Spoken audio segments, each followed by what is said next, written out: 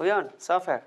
Okay देखो ये लड़का, देखो बच्चा, ये तो पहले ही कल पिछले क्लास में ही मैंने समझा दिया था, फिर एक बार बोल देता हूँ, तुमको पूरा बात याद है। ये अवतल दर्पण उत्तल दर्पण में अंतर है, डिफरेंस है।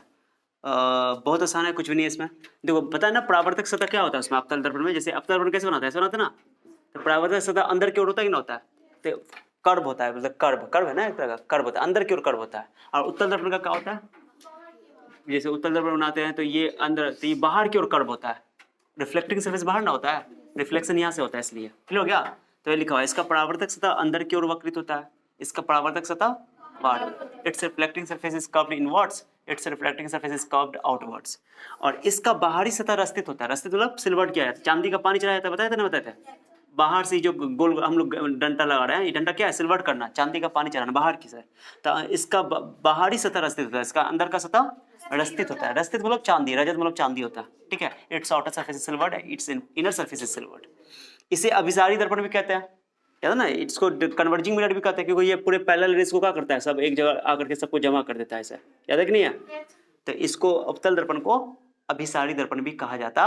ये टर्म याद रखना बहुत इंपॉर्टेंट है, इसलिए अंतर मैंने इसलिए लिखा दिया कि इससे बहुत सारी चीजें ऑब्जेक्टिव वगैरह क्लियर होगा और बहुत सारा जगह टर्म यूज होगा ये न्यूमेरिकल से बनाने में, ठीक है। तो इसे अभिसारी दर्पण भी कहते हैं, उसको अपसारी क्यों फैला देता है, वो क्या कर देता है, तो converging mirror and diverging mirror, it is called converging mirror, it is called diverging mirror. इसमें हम जानते हैं रियल इमेज भी बनता है और वर्चुअल इमेज बनता है। रियल इमेज भी 5 केस में रियल इमेज बना था, 6ठा केस में याद है कि नहीं है, लेकिन उसमें हमेशा कॉन्वेक्स मिरर में यानी उत्तल दर्पण में हमेशा कौन सा प्रतिबिंब बनता है, आभासी। आभासी हमेशा सीधा होता है और वास्तविक हमेशा उल्टा होता है ऑब्जेक्ट के कंपैरिजन में, ठीक है। ये बड़ा छोटा बराबर सब बन सकता है, लेकिन इसमें हमेशा छोटा ही बनता है। अब बराबर किस में बनता है, बराबर किस में बनता है, हम तुमको बोले, अच्छा क्वेश्चन सुनो ना, मैं बोल लूँ तुमको कि एक दर्पण है जिसमें किसी वस्तु का बराबर और सीधा प्रतिबिंब बनता है, बराबर और सीधा। अवतल है कि उत्तल है कि समतल है, हाँ समतल है, क्योंकि सीधा बोल दिए।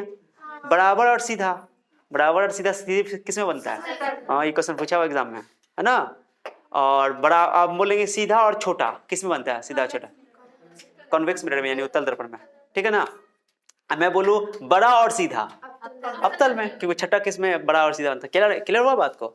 अब मैं अब तुमको बोलूं कि बताओ किस दर्पण में सीधा प्रतिबिंब हमेशा सीधा प्रतिबिंब बनता है। मैंने फिर से क्वेश्चन सुनो, किस दर्पण में विच mirror in which the image formed is always erect, माने हमेशा सीधा प्रतिबिंब बनता है। ऑप्शन सुनो, मैं क्या बोल रहा हूँ, हमेशा सीधा प्रतिबिंब बनता है, इरेक्ट इमेज बनता है हमेशा। कौन मिरर, ऑप्शन सुनो, अवतल दर्पण यानी कॉनकेव मिरर, उत्तल दर्पण यानी कॉन्वेक्स मिरर, चौथा हो गया तुमको, तीसरा हो गया ऑप्शन में प्लेन मिरर, और चौथा डी में है कि उत्तल और समतल दोनों। हाँ ये आंसर होगा, उत्तल और, क्यों उत्तल में भी सीधा बनता है, समतल में सीधा बनता है, कहीं बराबर छोटा दोनों ना बोले, मैं खाली बोले सीधा। तो ये क्वेश्चन पूछा हुआ है, बहुत अच्छा क्वेश्चन है, क्या समझ में आया अब, हाँ ऑब्जेक्टिव में आया हुआ है, बहुत अच्छा क्वेश्चन सब। तो इसलिए मैंने अंतर लिखा देगा, अंतर से ऑब्जेक्टिव क्लियर हो जाता है, तो इसलिए याद रखना। तो अब वही it's formed image may be any of any size as object, object की तुलना में छोटा बड़ा बराबर हो सकता है, बट इसमें हमेशा छोटा ही बनेगा, है ना उत्तल।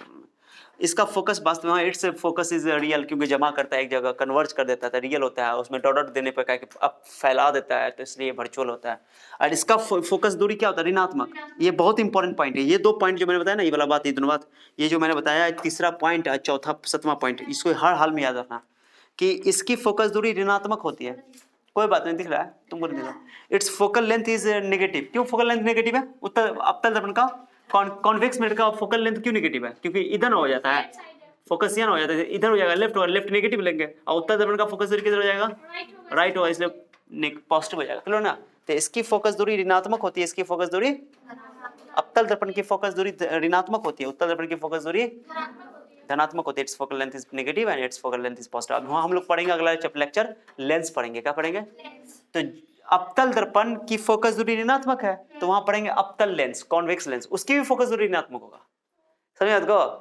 फिर इसके बाद क्या बोले, फिर पढ़ेंगे उत्तल लेंस, क्या पढ़ेंगे, जैसे यहाँ पर उत्तल दर्पण पढ़े तो उत्तल दर्पण की फोकस दूरी क्या होती है, धनात्मक, तो वहां भी पढ़ेंगे उत्तल लेंस की फोकस दूरी भी क्या होती है, माने कि एकदम सेम सेम, बाकी सब कुछ चेंज हो जाएगा, कुछ और चेंज, लेकिन ये फोकल लेंथ चेंज नहीं होगा।